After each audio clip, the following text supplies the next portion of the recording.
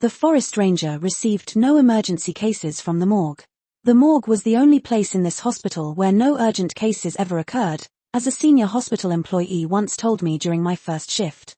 That reminder has been engraved in my memory over my 20 years working here. Tonight, as usual, I took a walk around to ensure nothing unusual was happening. Then, I returned to my duty room and locked the door. My phone rang. It was a doctor from an upper floor, requesting that I move a certain unfortunate patient who had recently departed from reality following an emergency half an hour ago. When I asked about the paperwork, he snapped at me, telling me to get off my backside and do my job. So, I hung up. After all, the poor soul had already left this world, so clearly, this was no emergency case. My job may not be the most critical in the hospital, but I have my principles and self-respect. I expect mutual respect at work and won't make exceptions. The phone blared again, this time from a forensic specialist requesting the transfer and storage of a certain item so that it could be examined more thoroughly the next morning. She sounded polite, so I unlocked the cold storage room door and let her store it. The item seemed sensitive. I'd heard something about the case but hadn't paid it much attention.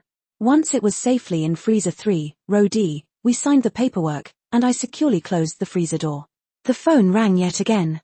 3 times already. What a night. This time, a faint, unclear voice came from the other end, asking if I wasn't curious at all about what had happened to the item stored in freezer 3D.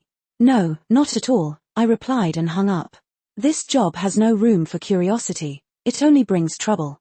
Maybe tomorrow morning, when I read the news, I'll find out the cause of death for what's in freezer 3D. But for now, that's enough. Suddenly, a knock came from the door.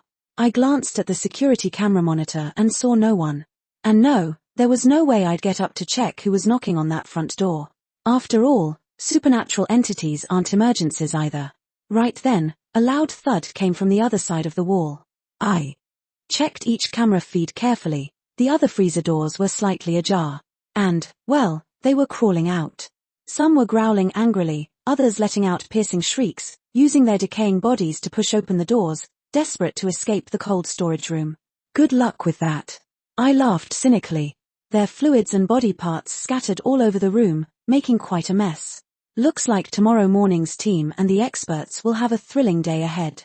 Yet, even the living dead returning from the afterlife don't count as emergency cases. I yawned. My body clock was signaling that it was bedtime. Before long, I drifted off to sleep.